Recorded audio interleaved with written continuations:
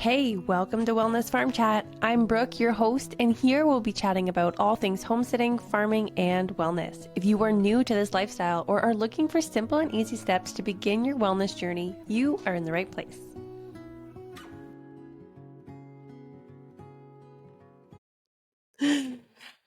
Hello and welcome. If you're new, I'm Brooke, and I have a special guest on today. Her name is Eryn from Whalen Farms, and she's been on the show before, but today she's going to be sharing her cow ownership story and the hiccups that came from that and all the challenges and whatnot. So welcome to the show, Eryn. I'm so glad you're here.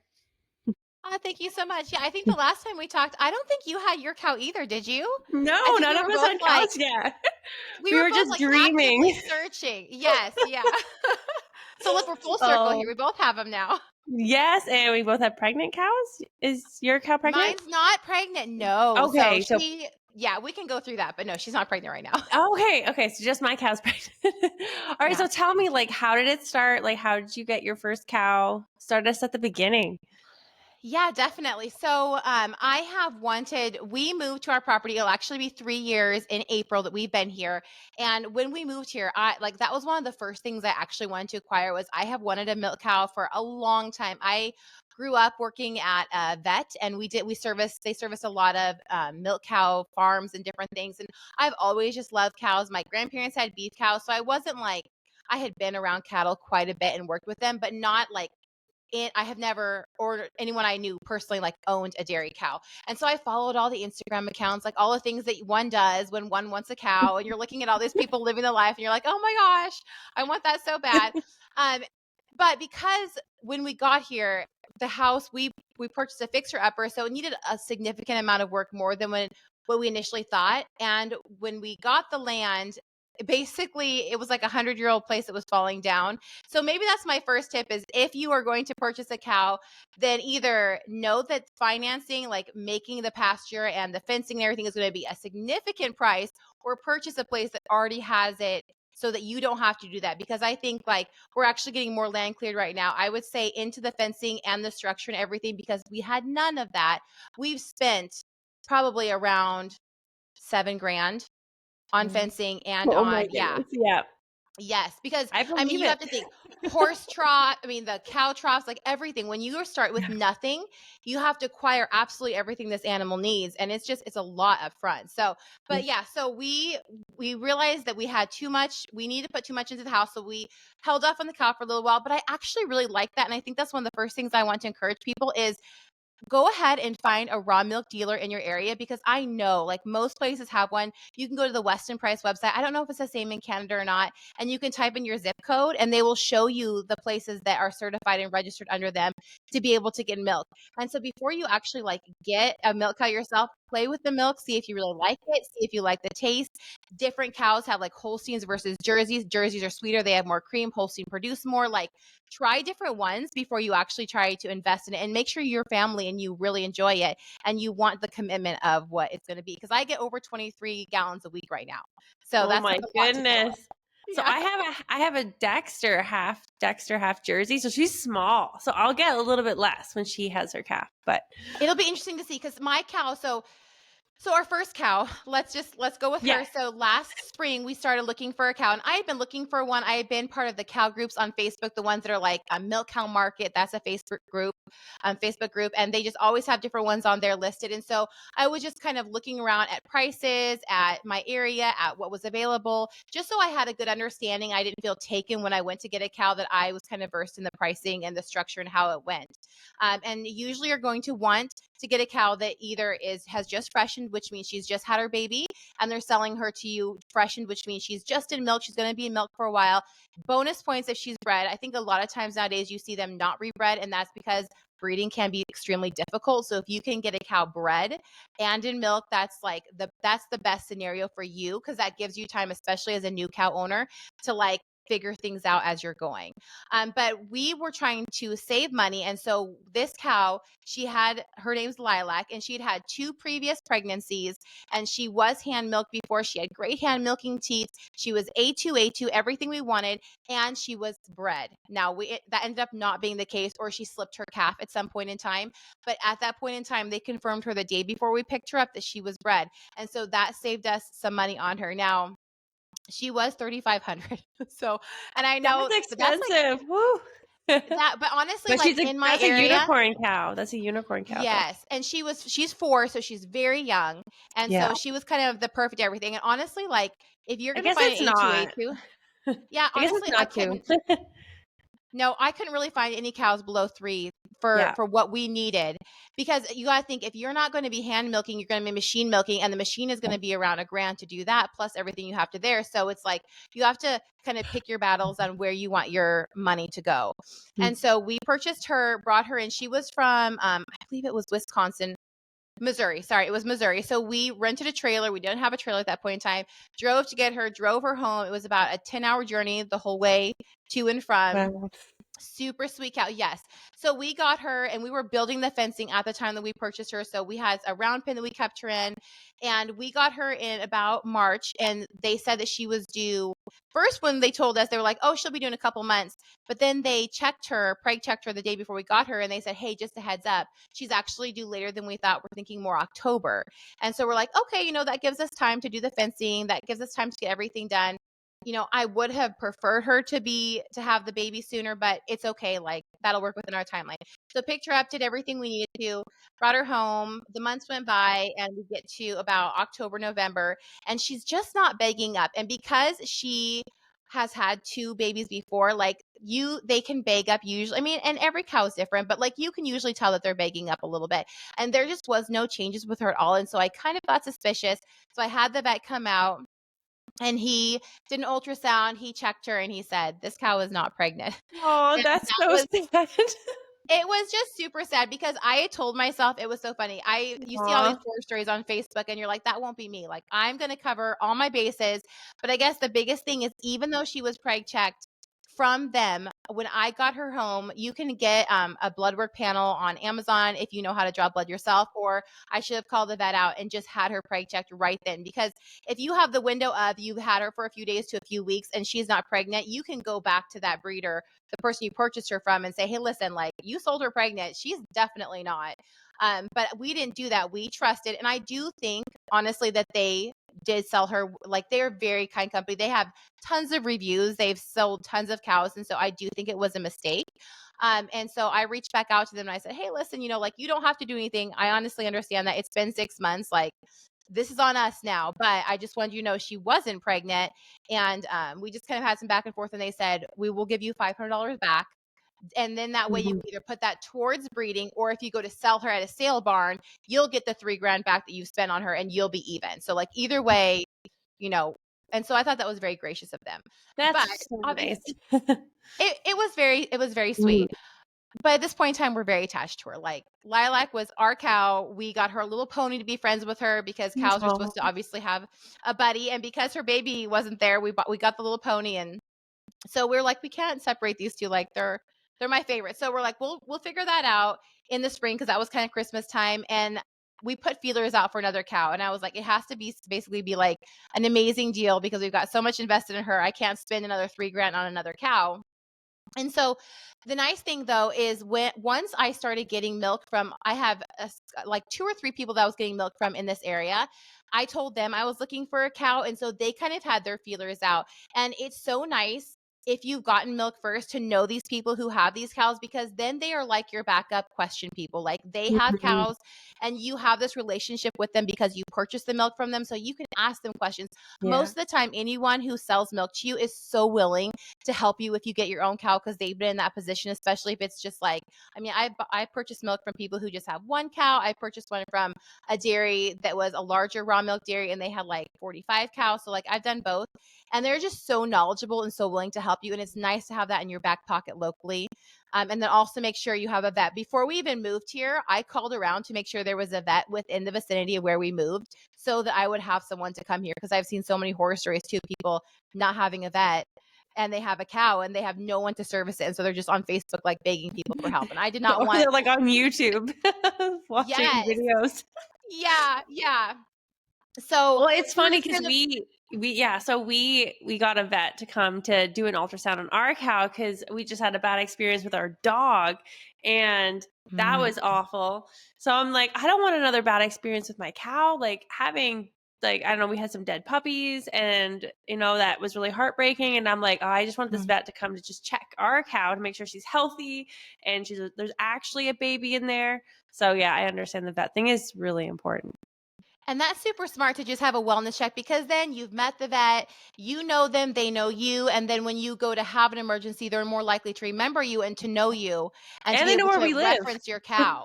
Exactly. Yes. That's a huge deal. So just to be able to have a and honestly, anytime you bring a new animal on your property, you should have the vet out and have them kind of do a wellness Yeah. check over them just to make sure you're not bringing something into, especially if you have an existing herd, to bring something in there that you don't want. Mm.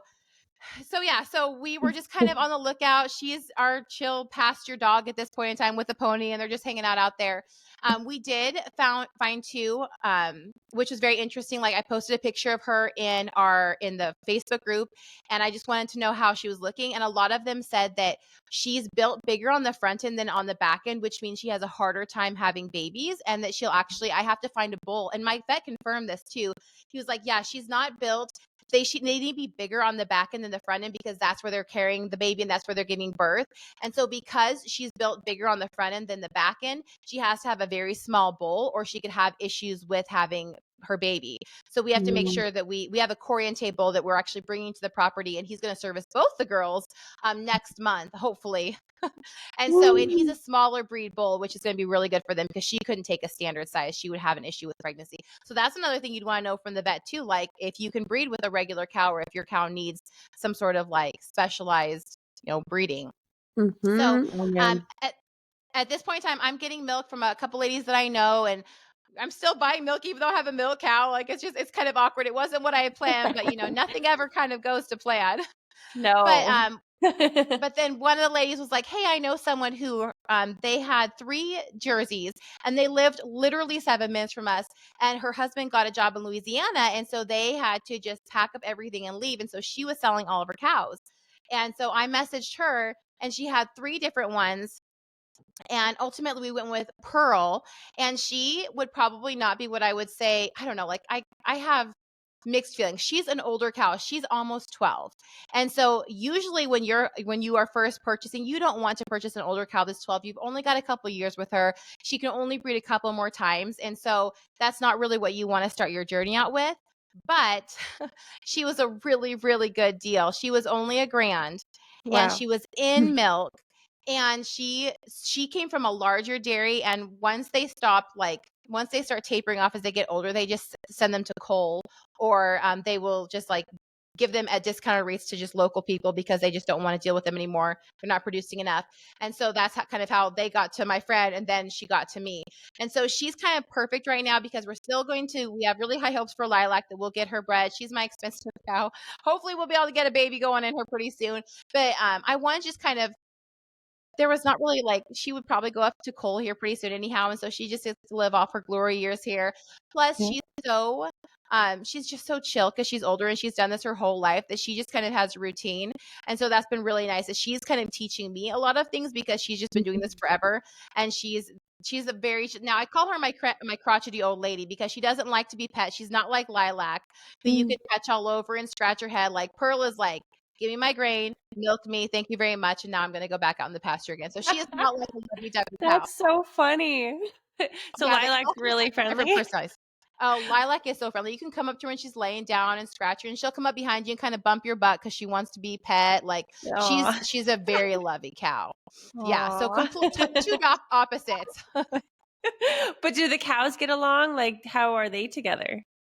Yes, they get along so well. So Pearl was, because she was the older lady and she's kind of a bigger Jersey. She was like the top dog in her herd of the three other cows, and so she came here and she told Lilac right away, like, I'm the boss. And but Lilac was totally fine with that. She just wanted a friend. Like the pony's lovely, but she just wanted a cow friend. So she's like, I don't even care. You can be the boss. Just be my friend. So they just hang out all the time. That's so cute. Yes, it is so cute.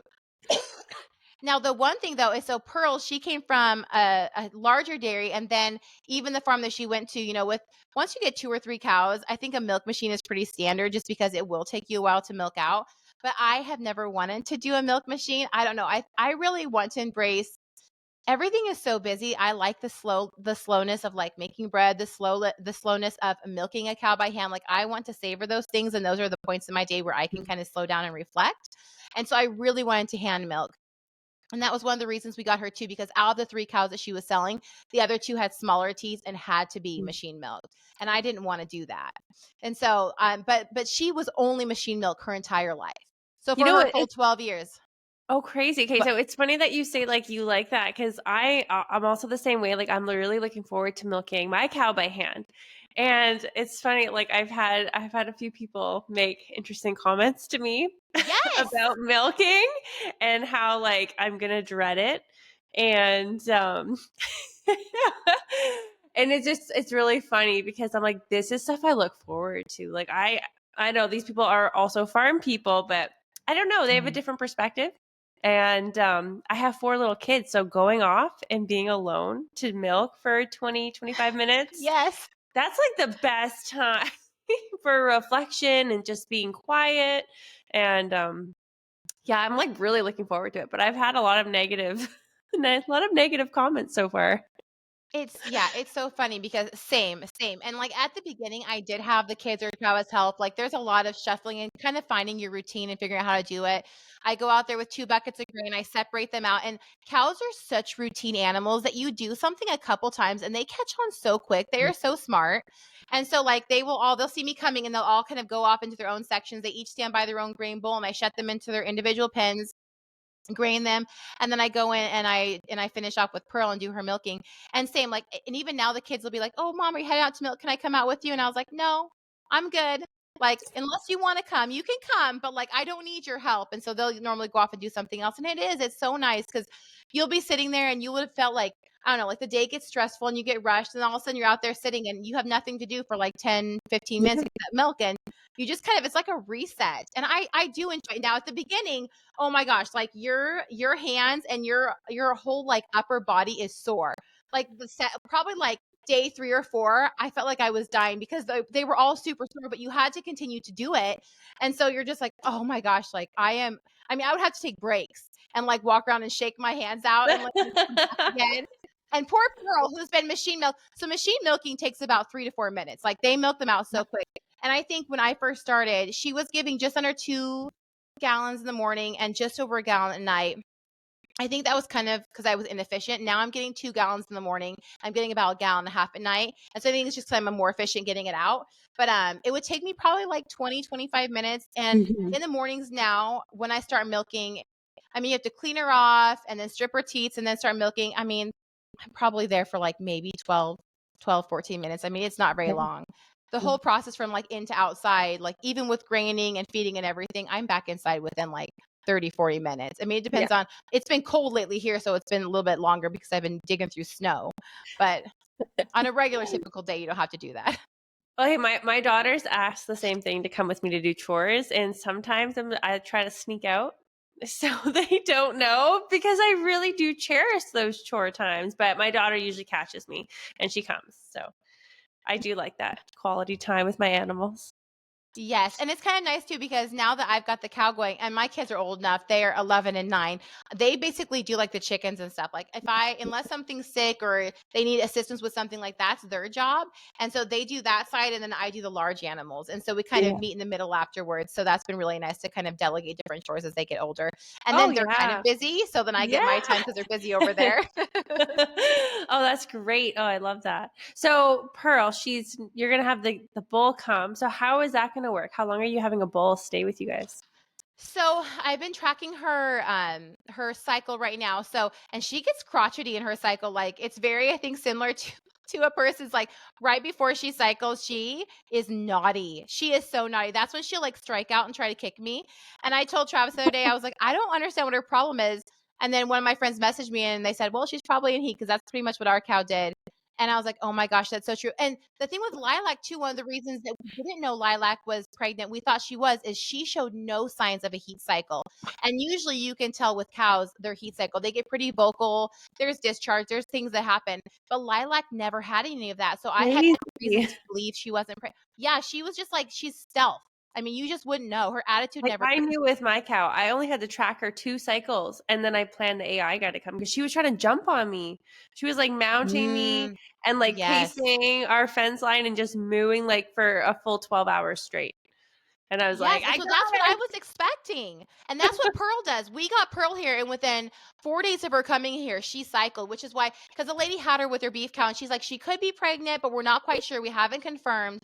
And then we had her here for about 4 days, and she went to heat, and it's super vocal, and I was like, "See, this was what I was looking for with Lilac that never happened." So, yeah, so we're gonna have him come in, and we have a separate pasture. So I have, the milking shed right now. We don't have a full-on barn yet. That is in the works for the next probably 2 years out. So we made a milking shed, and it's kind of like a loafing shed where they can get into one side. And then Travis made me a big, sturdy milking stanchion on the other side. And that's kind of in a small, separate pen from the pasture. And so I will open the gate and let her into that pen, and she'll go right into her stanchion. She knows exactly where to go. And then I'll separate the other cows out into the other pen because I definitely don't want the bull to be around like when I'm milking and things like that. We're not going to take any chances. So he'll be separated off in the larger pasture, and I'll just let her in and out. And he's where the bull is right now. They have a dairy cow as well, and so he's used to the routine of the cows coming out of the pasture. So it's not something new for He's them a good either. boy. So he's a good boy. He's been around. He's been around for a little bit, so he knows his job and he knows how it goes. So, and we have a fully electric fence and all that kind of stuff. We have a 5 wire. I know a lot of people, and it probably depends. My husband is very much like he makes things that are so sturdy that they'll be here in another 200 years. But I know some people who stake out their pastures with just one line of fence, and that works for them. Travis didn't want to deal with that because we're in an area where if the cow got out, we are so densely forested that I don't know if we'd find her. Like, I don't know if we would. So we're like, we cannot Yeah. have Oh these my cows goodness. getting out. Someone's gonna go for a walk and get terrified. Yes, yes. Because we own 120 acres. So if they decide to go back, they're like, I don't know, they could be Oh, back there for a yeah. long time. Oh my Yeah. goodness. You need to get some dogs to go Yeah. after her. Yeah. Oh, crazy. Okay, cool. Okay, so yeah, keep going. So so honestly, like, she's been doing so great. The hand milking's got really good. Probably about 2 weeks in, I started settled into a rhythm. We usually do like it's usually about she was doing 6 a.m. and 4 p.m. milkings. I It was really dark in the morning that early, and I didn't like to wear the headlamps and everything. And they say you have about a 2 hour window before and after when you would regularly do it. That it's like okay before they start getting stressed in their udder. And so I've been doing like 6:30 is when we get sunlight here. And so then I can go outside and I can do everything in the light, which is just so much more helpful for me. Mhm. She has her udder is placed really well to where she doesn't get super dirty. Because that's one of the things you have to think about too. I have another friend whose udder is pushed back further. And so he has to clean it quite extensively before she milks Mhm. every time. So, and I think every cow, it's just things you don't know until you have a cow and Yeah. realize. Thankfully, Pearl's really good. Now, every now and then she'll just lay right in a pile of poo, and I'm like, "Girl, for real." And so I bring out my soap bucket and I soap her off really good. Now, the other day, it was such a mud fest outside that I cleaned and cleaned her, and I was like, "Honestly, I have so much milk in the fridge, and I don't feel super comfortable with trying to take this in." Now, if I was cooking it for cheese or pasteurizing it for something, I would have taken it inside, but I had plenty inside, so I just gave it to the dog and the chickens because I was like, "It's not Mhm. worth it to me. She's not super clean." And so I laid some hay down where she was at. And so you just kind of have to go every time. One time she got her foot in the bucket. So I gave that one to the chickens too. So you have to decide your level. The first time I milked, there was some alfalfa and some pieces in there that I wasn't even sure. I was like, all right, is it supposed to be super clean when you bring it inside? Can it have some things? Because I have the strainer and everything, and I have the filter and like all the stuff that you're supposed to have. But I was like, can you start out with like this? So I literally sent a picture to my friend down the road who has a milk cow, and I was like, is this okay? And she was like, "Yeah, strain it out, you're fine." So it's just kind of learning what you're okay with, and then where your cow goes and like how clean you want to keep it. Like there's just so much that's involved in that. But she's for the most part she's a pretty clean cow, but I'm out there tossing their poo like every day. And then the chickens come over, which is really nice too, and they'll kind of move it all around. So it's like the economy of the whole Yep. workforce of the homestead kind of works together My in chickens tandem with each love other. the cow poo. Like, Well, it's the grain. It's the yeah. grain in the cow poo, or at least for I know, I'm ours. just They like, "What love are they that. doing?" It's like they're Yeah. making a mess all over the place, but we have a small little barn that we're gonna be milking our cow in, but I'm, like, trying to keep that so clean because right now it's really snowy, so Yes. our cow is, sleeping in there, but she poops, so I'm, like, cleaning it up every morning because 'cause I'm like, "Soon there's gonna be a baby on the floor, and I don't want any poop in here." Right. So, I know. I heard because I was trying to figure out, I was like, why? Because horses, they kind of go and they poop in a certain spot, and cows just poop everywhere. And someone told me one time it was because they were range animals. And so they were mm, never supposed to stay in one spot for a long period of time. So they didn't care if they pooped where they ate because they were always moving, but we're keeping them in the same spot. And so they've yeah. not figured that Hey, out. that's They a just, good point. I never thought of that, but yeah. that makes so much sense. Cool. Yeah. I know, it's Oh, kind of fascinating when awesome. we think about it. But yeah, so I mean, we sell some of our milk. It wasn't I guess that's one of the things you have to go into is like when you go into it, are you going to keep it all for yourself or are you Yeah. going to want to sell it? And what are the laws in your area if you can? I think Can you sell when it? Like, you're allowed to? so we can't so you cannot legally sell it here. You have to have a herd share. So basically someone is purchasing like part of your herd. Now they can't have the animals. There's a whole legality by it, but basically they are part of the herd and so they get part of the milk from the herd. So they're So that's basically what you purchasing more do. like the cows than the milk and the milk's like the offset of that. So yes. Is that how it goes there too Yeah, in yeah, Canada? Okay. yeah. So we have a herd share as well because we don't have milk yet. But I don't know. I feel like the law, I saw a thing and I think the law changed. Like, Oh. your milk's not allowed to leave your property anymore. So with that so I know a lot of people But who I sell like don't know. peak I milk. never wanted to read more about it. And I didn't want to ask our herd share people. Right, just put on your blinders. Because I'm like I saw some articles about it, like your milk's not allowed to leave your property anymore. And then I'm like, well, I'm still picking up milk on Wednesday. So yeah, I'm not sure. But I mean, I have so many people that just like want it so bad. Like we have a lot of Yeah. people over for dinner for just like from church and stuff, and they all want to try the milk. They're like, "Can we please have a glass of milk?" And some people just love it, and they're like, "Oh my goodness, this is like the coolest thing ever." But Well, because it's sweet, like, that's what I've noticed with my milk is it's so so much good. sweeter than the store-bought, like, there's just this It's a creaminess treat. that you can't it is, it's amazing. Yeah, so, and I was actually just watching videos on mozzarella cheese because I'm like, this is the first cheese I'm gonna make because we have so much pizza. We love pizza, so yeah, Mm, I'm just getting excited of all the things like ice cream and yogurt. yes. You Oh, probably the make all yogurt, of yeah. that. I make I probably have, like, about 5 people right now that I'm selling to, and I'm not actively looking for people, but they're like you said, there's people and they're like, "Oh my gosh, you have raw milk." And there was a few people that they liked Pearl's milk because she's A2A2, and so they asked if they could be part of if they could purchase milk from me. And so they just kind of folded over from Pearl's previous owner. And so I've been taking that, but honestly, like, right now is not cream season. If you think of, like, basically everything, just like there's egg season and the chickens don't lay as much in the wintertime, there's cream season where the cream's going to be heavier, and that's usually springtime. A lot of times too, I hear when you're drying your cow off, they give a lot more cream too, like at the end of their lactation when you're drying them off for the next time.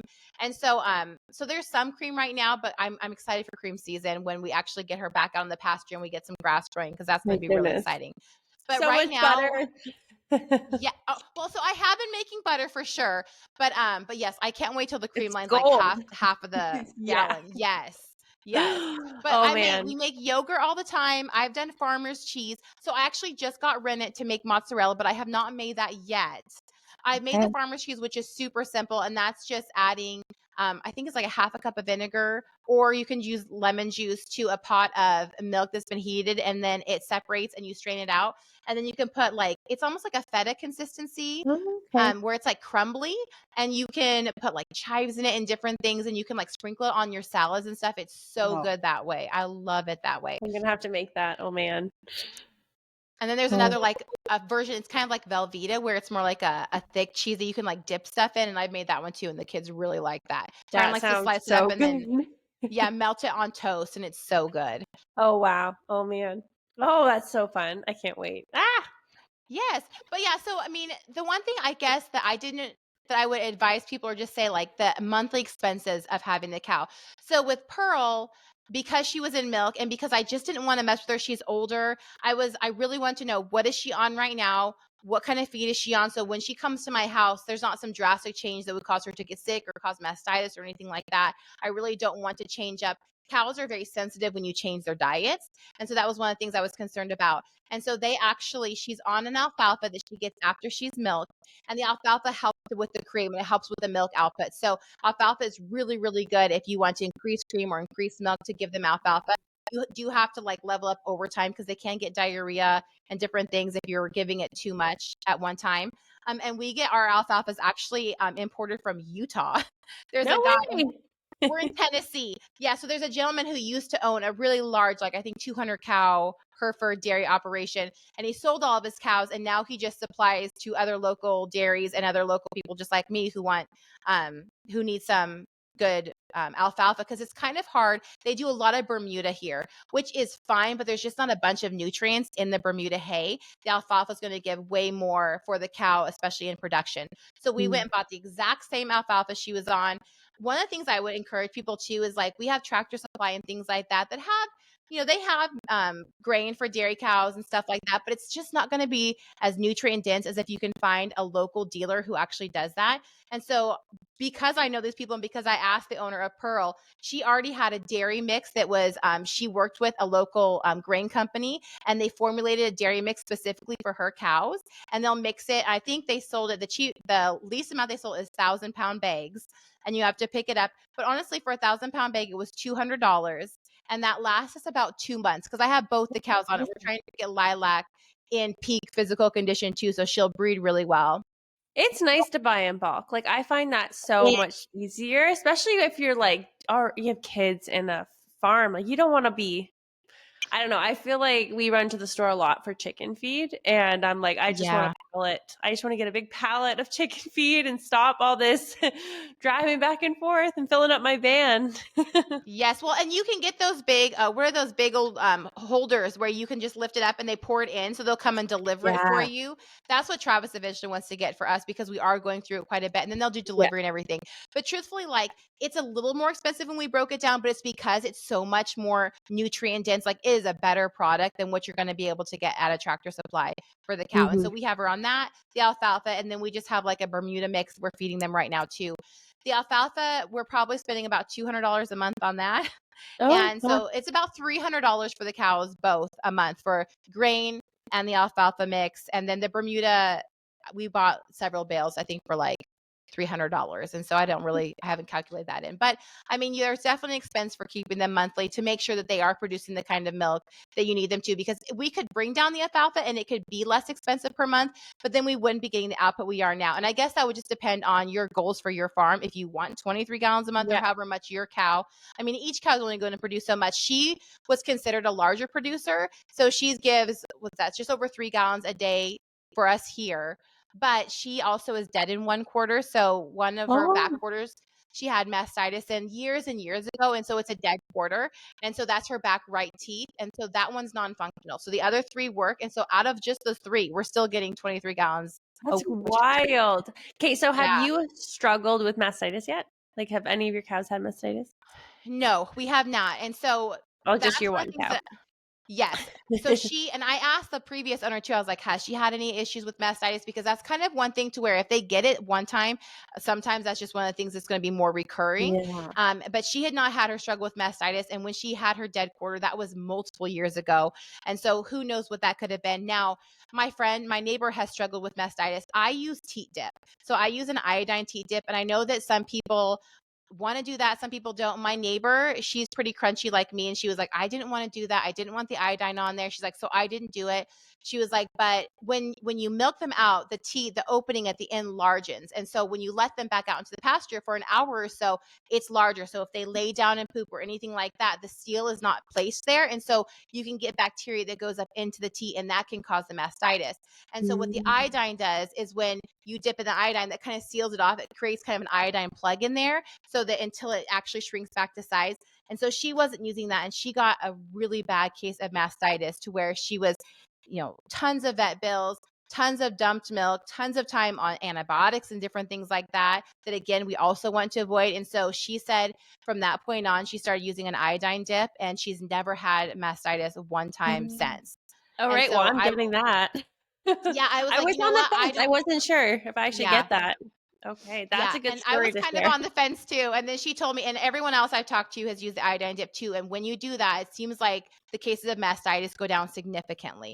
Now, the other thing I was always concerned about too was milk fever, which is a calcium deficiency. But milk fever is something they only get right after calving. That's like a week window where if you don't supply them with enough calcium right after, which is why a lot of people give molasses water, a lot of people give, there's calcium medications that you can give them and different things like that. And that's just because Jerseys usually they're more predominantly have issues with that because they are a larger producer. And so they have more of the issues with milk fever than like a Holstein or something else. It's definitely something you have to watch in all of them, but Jerseys are more prone to it just because of their output. And so I haven't dealt with that yet either. But before, when we thought Lilac was going to be bred, we thought she was pregnant. We got the molasses. We got all of the there's a specific place, I forget what it's called. Synergy, I think is what they're called online. And they sell a lot of really more holistic cow products that are really good for like mastitis or milk fever and things like that. And so we spent about, I think it was around $300 and got a full on kit of like everything that you could possibly need if there was to be a problem. Now, I would definitely call a vet out, especially because we have not dealt with it before. And we have a vet who actually had his own dairy cows. And so he's very versed in what to do. But I would like to have that on hand too, just in case there was an emergency and he wasn't there, that I could hopefully treat it as best I could until he could come out. So I think having like a grand, probably at least $500,000 in an emergency fund just for your cow if they need to go to the vet or there's an emergency is really important to have. Yeah. You don't want to Okay. lose them over So, something. your husband, how is he with like the birth? So if he has to help calve and, okay, so we had the vet come out and our vet immediately started telling my husband how to assist with a stuck calf and Mhm. how to like pull him out. And my husband's standing there, he's like, oh, I didn't know that I was going to be this involved. And I'm like, sorry, babe. And it was really funny. And I'm just curious, like, how is your husband? Do you think he's going to be involved in all this? Like, I actually, so because I worked in the vet clinic for about 7 years, I have a lot of experience in that kind of stuff. And he grew up in okay. Seattle. He's my city boy. So he knows nothing about animals. So it's not that he wouldn't do it. It's that I would rather do it because I have way more experience on what to look for and what to do. And I've helped in different birthings, in calving birthings. I've had stuck Oh, calves. We've you've been out in the helped? vet. Oh yeah. I used to go on farm calls and we'd pull calves out at people's pastures. Like it was a long time ago, but like I have definitely been there and done that. And so I have way more experience. If I said, because physically I couldn't do it and I said, please pull this way or do something, he would definitely jump in an emergency and assist.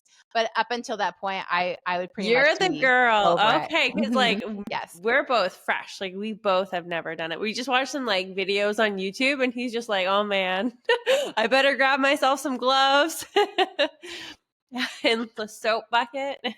Yes. Yeah. We got rope and all that kind of stuff just because with lilac, in case you had to pull or something, we got all the stuff that you would supposedly need if you had a stuck calf and were in a sticky situation. But yes, he would assist. He would definitely be willing. Okay, because my husband, yeah, it was funny. My vet was just laughing. He's like, yeah, what these women get us into. Yes. The amount of time you spend on the other end of the cow versus the head is a lot more. So funny.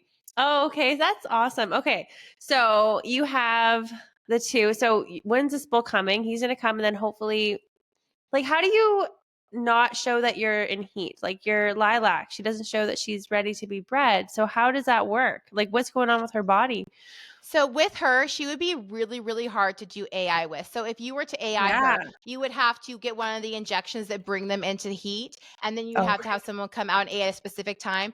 But because of how she's built and because she has lost a calf in the past, we were told that she didn't carry full term and she lost. Well, they think she carried full term. They weren't sure. She was out in a pasture and they didn't have her written down due yet. And so she did have a calf, which ended up passing because it was wintertime and very cold.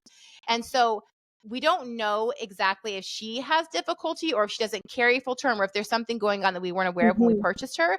And so the vet said, I wouldn't AI her just because she seems like more difficult to know, and that it would just be best to just throw a bull in there with her, see if she can get bred. And then if she can get bred, she has a successful baby and everything, then maybe at that point in time, maybe invest in an AI if you want to. Because I would love to AI with sex semen and get a heifer out of one of them, and then to be able to continue on with that.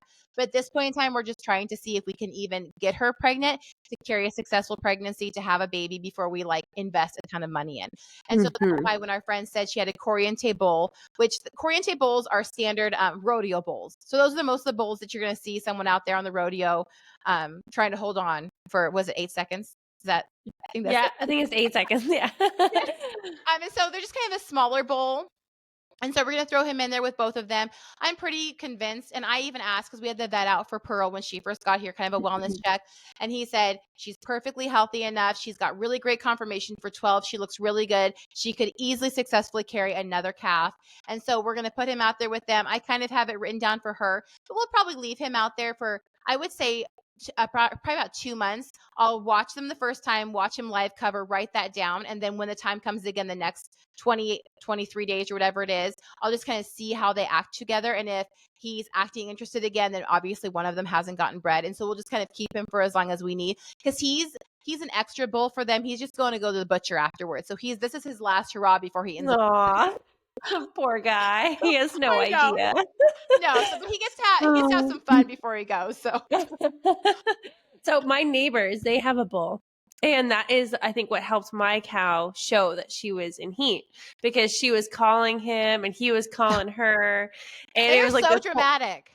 so dramatic. And he has like two ladies with him and then a baby, like a young little boy. Yeah, another young bull now. But like I was terrified because he's an Angus and he's huge, like the size of my van, like just humongous. And the fencing is like a dinky little fence. Like I could push it over. So I actually got scared because we were at our lower property and they're like mooing so loud. And I'm like, if he wanted to, he could walk through that fence. And like Yeah. my kids are playing outside, but And you he said never she's tried. extra Jersey, right? So she's pretty tiny. She's tiny, but So they that still would not wanted to. work. But like he would still like he doesn't know Oh that. yeah, he didn't care. No, they don't care. Neither But he one of was them. like, They don't understand. I don't even know how it would work, but like so I think that really did help with the AI situation. But Yeah. yeah, she was frisky. Like she was running, she was trying to jump on me. Like I was standing by the gate with my coffee and she just jumped and almost knocked my coffee out of my hands. And I was like, girl, you need to relax. Like but Calm down.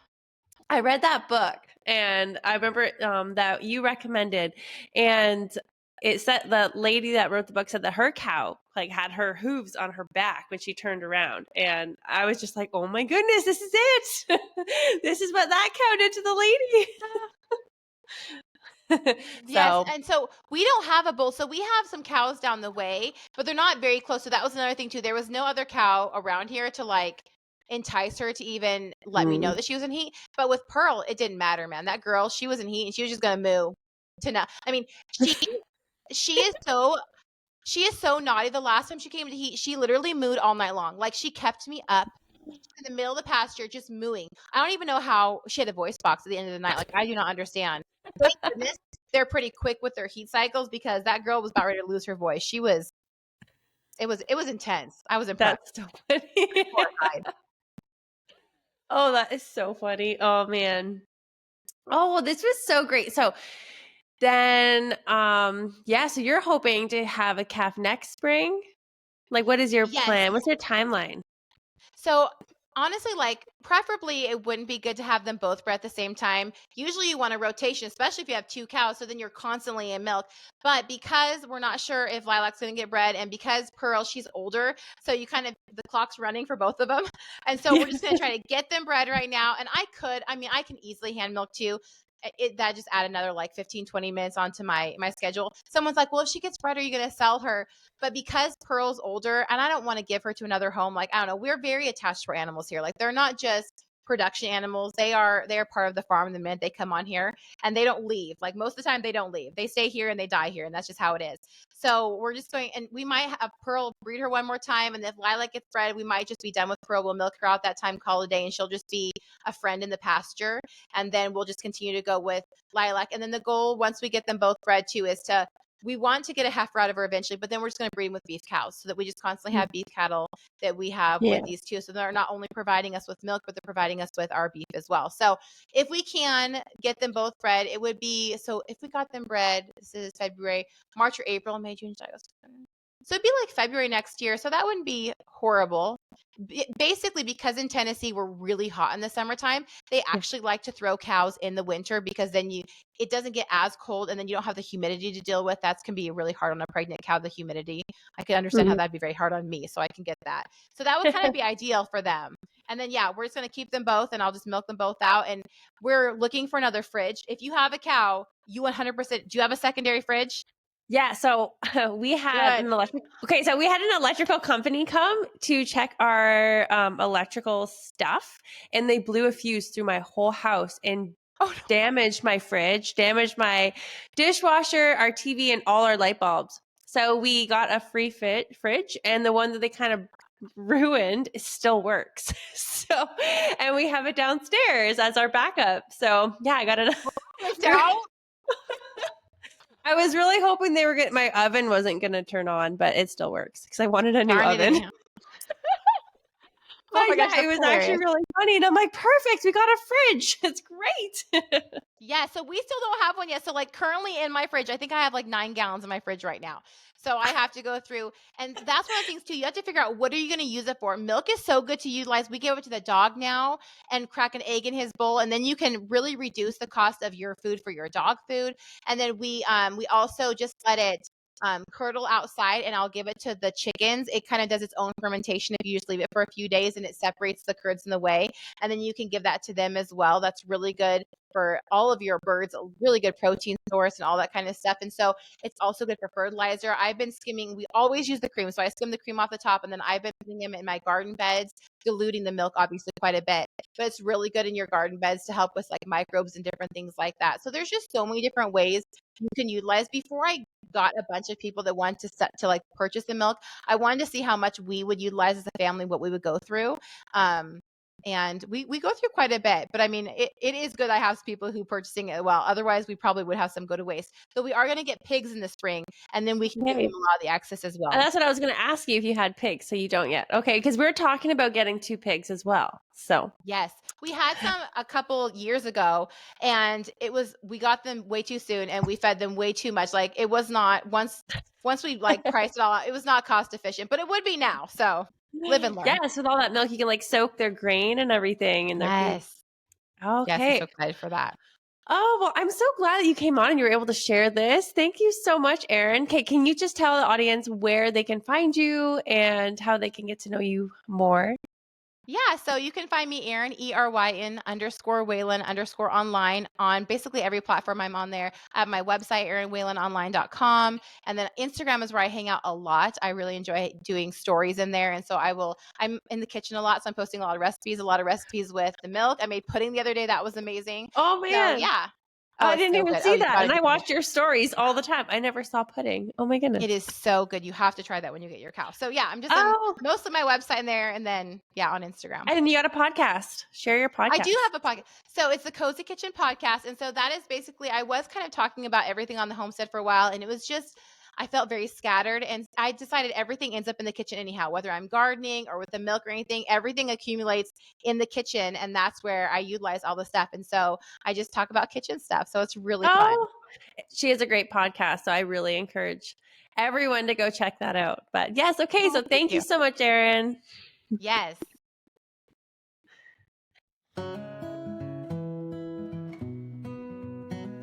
Thanks so much for joining me today. Please follow and subscribe to the show so you don't miss an episode. Also, if you could leave a quick review, that would mean so much to me. It is the only way I can truly know who is listening to this podcast and how you're benefiting from the show. See you next week.